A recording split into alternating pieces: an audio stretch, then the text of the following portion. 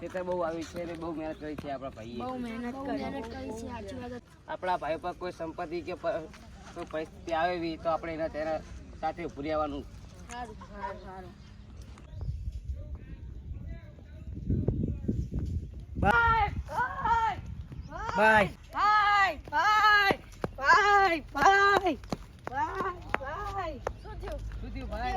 ભાઈ.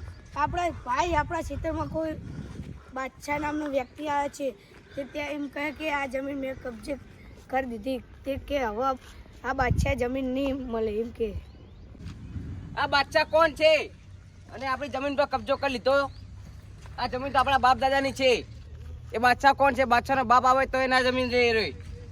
આ જમીન તો આપણા બાપ દાદાની જમીન છે. બહુ જૂની જમીન છે. ત્યાંથી લઈ જાય એ બાદશાહ. બાદશાહ તો શું, બાદશાહનો બાપ પણ જમીન ના લઈ શકે આપણી.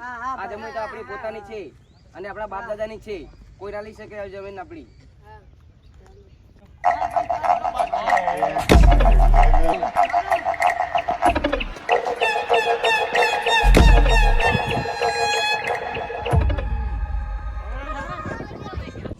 ભાઈ આજ તો બાદશાહ એક જમીન પડાવી લીધી છે. આ જમીન આ બધી આપણી જ છે.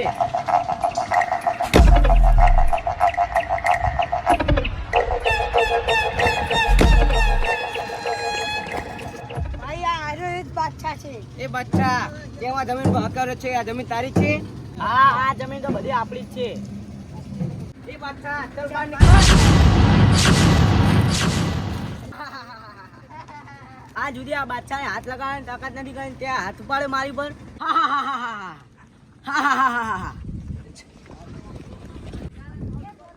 બોલો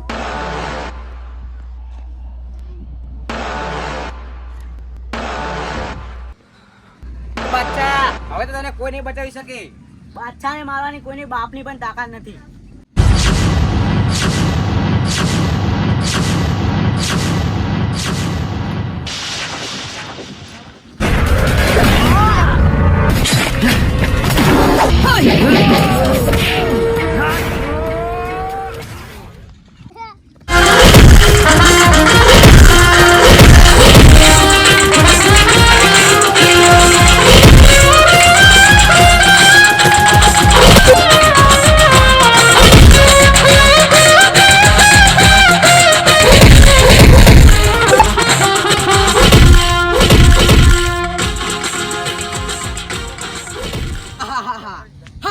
દુનિયામાં કોઈ પેદા નથી મને મારનારો.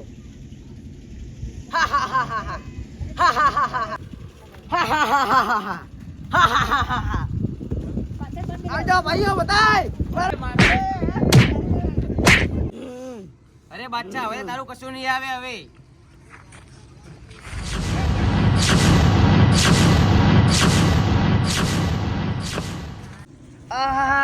ઓ બાપા, બાદશાહ તો માથા ભારે નીકળ્યો.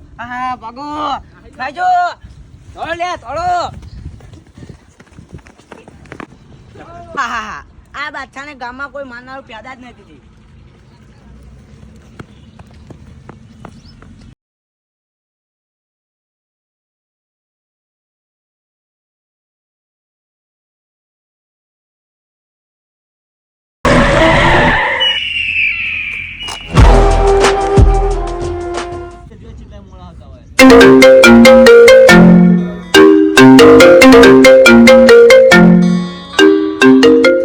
હલો, મારા 2.5 વીઘાનું શું કર્યું? એમાં મેં 35 લાખ રૂપિયા ખર્ચ્યા. તે જમીન જાણે આપવાની. એ હારું યાળો. જમીનદારે આપણા જમીનનું શું કર્યું? હેડો જોવા. શું તો આખો દાડો જમીન કરી છે કે મારા આખા 35 લાખનું ટેન્શન છે ને.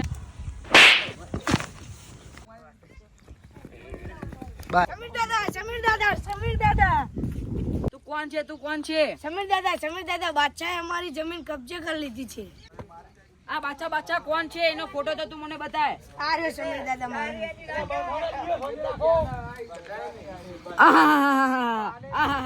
આના મારવા માટે તો ખાલી મારે ચટ્ટાની લાલી દૂરી કાપી છે.